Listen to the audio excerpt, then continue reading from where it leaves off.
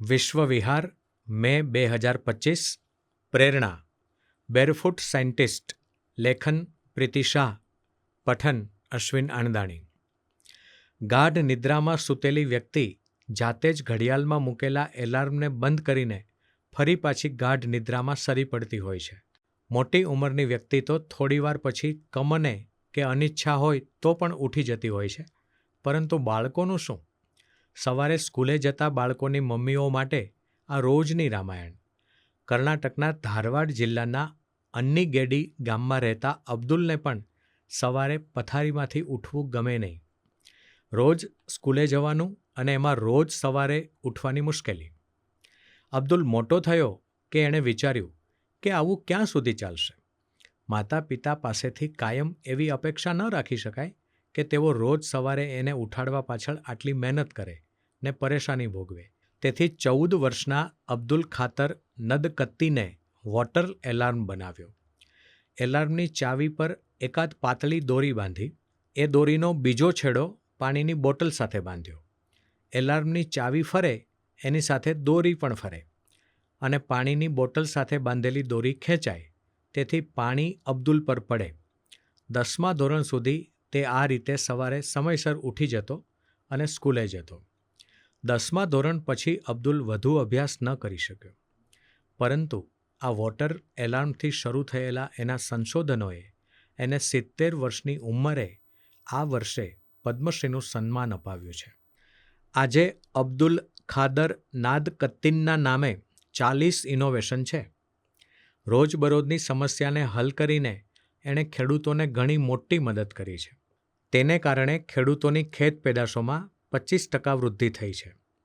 અબ્દુલના પિતા પાસે પૂર્વજો પાસેથી મળેલી 60 એકર જમીન છે.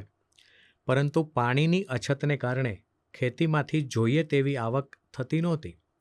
આર્થિક મુશ્કેલીને કારણે એગ્રીકલ્ચરમાં સ્નાતક થવાનું સ્વપ્ન અબ્દુલે છોડી દેવું પડ્યું અને પિતાના કહેવાથી ખેતીમાં મદદ કરવા લાગ્યા.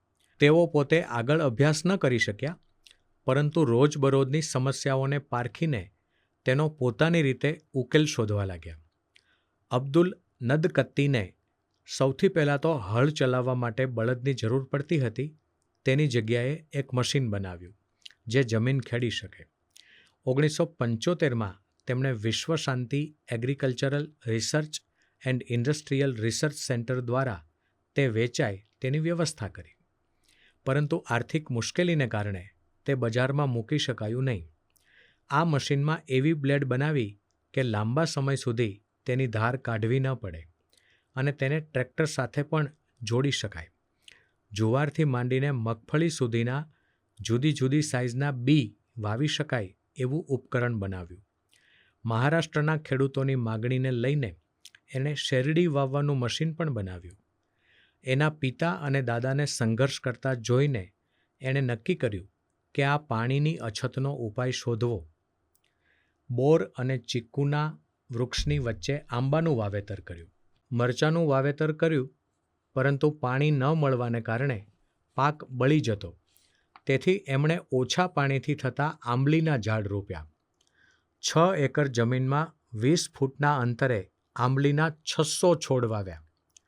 1985માં દુષ્કાળ પડ્યો ત્યારે 11 બોરવેલ બનાવ્યા, પરંતુ એમાં 2 બોરવેલમાંથી જ પાણી મળ્યું. વરસાદી પાણી એકઠું કરીને 6 નાના તળાવ બનાવ્યા. આંબલીના વૃક્ષ મોટા થવા લાગ્યા. તેમનો આત્મવિશ્વાસ વધ્યો અને બીજી 10 એકર જમીનમાં 1800 છોડ વાવ્યા અને એમાંથી 1100 વૃક્ષ થયા. હવે પ્રશ્ન એ થયો કે આટલી બધી આંબલીનું કરવું શું?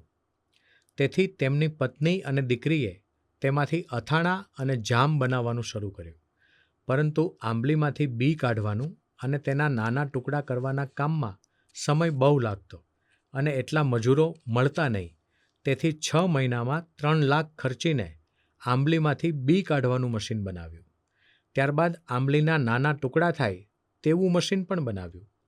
તેમણે કરેલા બધા સંશોધનોમાં આંબલીના બી કાઢવાનું સંશોધન તેમને સૌથી કપરું સંશોધન લાગે છે. સિરિયલ ઇનોવેટર ગણાતા અબ્દુલ નદકત્તીને આંબલી અંગે એટલું સંશોધન કર્યું કે સૌ એમને હુના સે હુચ્ચા અર્થાત આંબલી માટે પાગલ તરીકે ઓળખવા લાગ્યા. થોમસ આલ્વા એડિસનને પોતાના પ્રેરણા સ્ત્રોત માનનાર અબ્દુલ નદકત્તિન આટલા સંશોધન કર્યા પછી પણ કાયમ આર્થિક સમસ્યાઓનો સામનો કરતા રહ્યા છે. એમણે એમના સંશોધનો માટે થોડી જમીન ગીરે મૂકી છે. તેઓ જે કોઈ ઉપકરણ બનાવે તેની પાછળ નફો મેળવવાનો આશય નથી રાખતા, પરંતુ ખેડૂતોની સેવા કરવાનો હેતુ ધરાવે છે. તેઓ ખેડૂતો પર આર્થિક બોજો નાખવા નથી માગતા. જો કે હવે તેમને national innovation foundation, university of agricultural sciences, Dharwad અને કર્ણાટક સરકાર તરફથી તેમના સંશોધનો માટે ફંડ મળવા લાગ્યું છે.